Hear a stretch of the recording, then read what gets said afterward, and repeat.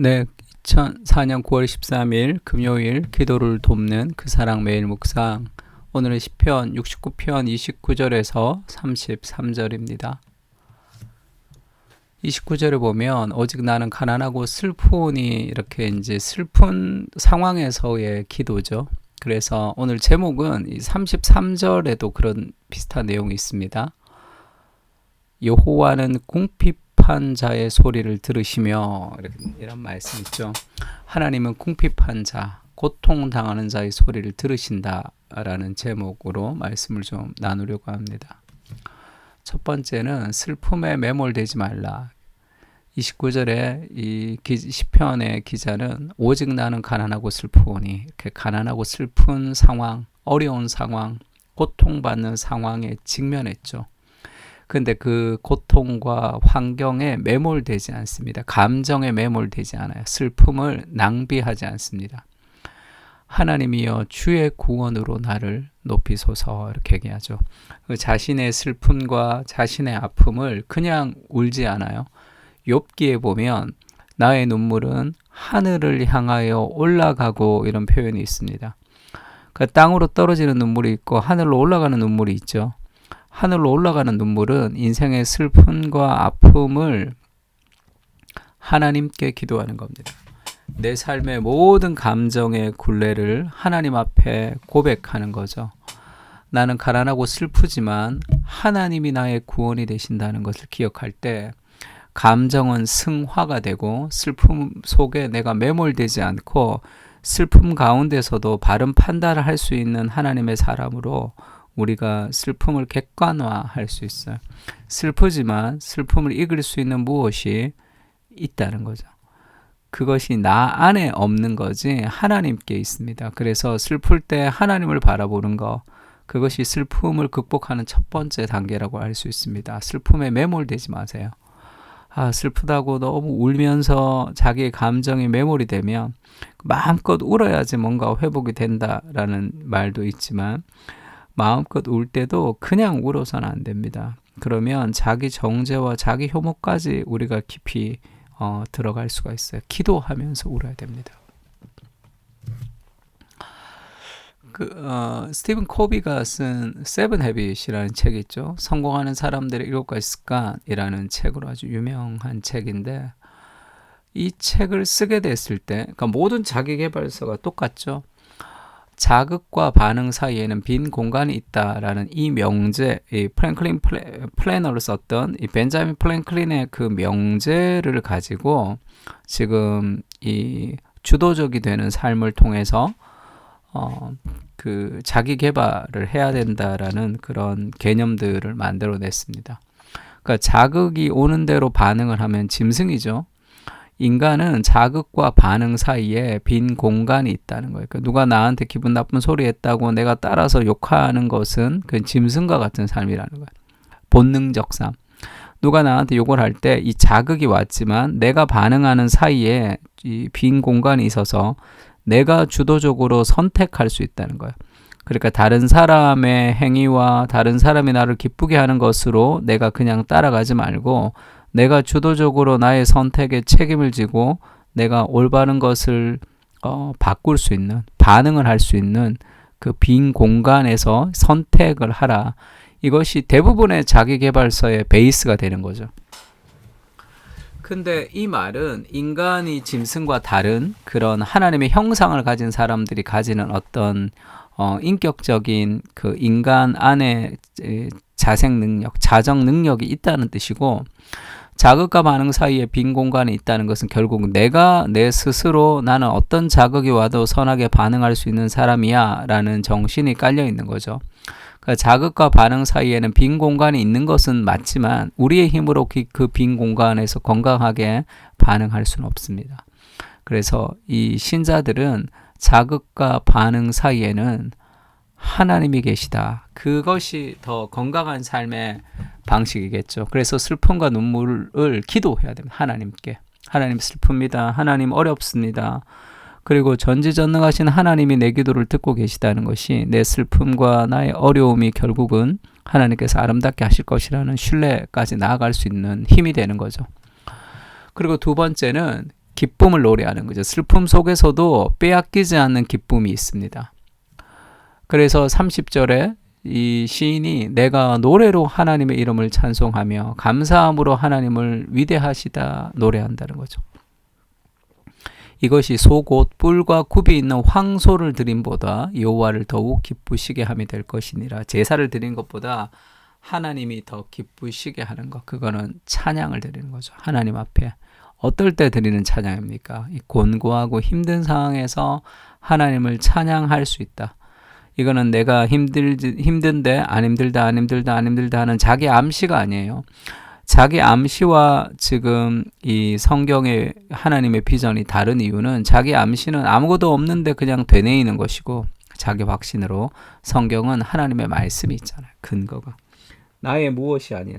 나의 바람이 아니라 하나님의 진리의 말씀을 묵상하면서 우리가 살아가는 겁니다. 그래서 이 어려울 때, 힘들 때지만 내 인생을 아름답게 인도하실 하나님은 악을 변하여 선을 이루시고 그 해가 받는 상황에서도 가장 좋은 것으로 이루어 주시는 그 하나님을 향한 그 선함이 우리가 결국 어려운 상황 속에서 기뻐할 수 있는 근거가 되는 겁니다. 사도 바울의 빌립보서는 옥중서신이라 그래요. 그러면 바울이 감옥에서 있었습니다. 그 당시 감옥이 뭐 좋은 감옥이었겠습니까? 차가운 마룻바닥에서 이 빌립보서를 쓴 바울이 그 감옥에서 쓴 서신인데 이 빌립보서의 이름이 기쁨의 서신이죠. 별명이. 이와 같이 너희도 기뻐하고 나와 함께 기뻐하라. 내가 디모데를 속히 너희에게 보내기를 주 안에서 바람은 너희의 사정을 알므로 안위를 받으려 함이니 그 일도 그에게 어떤 기쁨이 되는 거죠. 그리고 빌립보서 4장 4절에선 주 안에서 항상 기뻐하라. 내가 다시 말하노니 기뻐하라.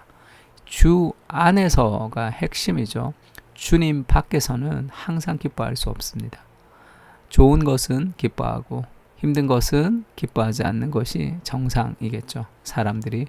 그러나 주님 안에서 모든 것은 기뻐할 수 있습니다. 왜? 하나님의 통치 아래 있는 거잖아요. 하나님의 뜻 안에 있는 거잖아요. 그래서 우리 인생은 가장 아름다운 인생으로 끝이 날 것이라는 삶의 확신을 가질 때 어떤 어려움도 우리가 기뻐할 수 있는 거죠. 그 어려움은 결국은 별이 될 겁니다. 항상 기뻐하라, 쉬지 말고 기도하라, 범사에 감사하라. 이것이 그리스도 예수 안에서 너희를 향하신 하나님의 뜻이라 이렇게 얘기하죠. 기쁨과 기도와 감사가 필요합니다. 그리고 곤고한 자가 이를 보고 기뻐하나니 하나님을 찾는 너희들아 너희 마음을 소생하게 할지어다. 여호와는 궁핍한 자의 소리를 들으시고 자기로 말미암아 갇힌 자를 멸시하지 아니하시나니.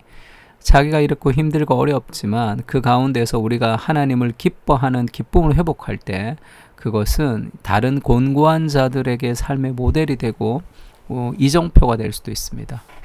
그래서 상처는 별이 된다라는 그런 문구가 있죠. 그러니까 scales into stars. 그러니까 상처가 별이 되어서 빛나는 거죠. 그러니까 turn your scales into stars. 당신의 상처가 변하여 별이 되게 하라. 뭐 그런 얘기죠. 제가 한 20년 가까이 전에 그 청년부에 있을 때 말씀을 전했던 제목 중에 하나가 이 상처는 별이 된다라는 제목으로 설교를 한 적이 있습니다.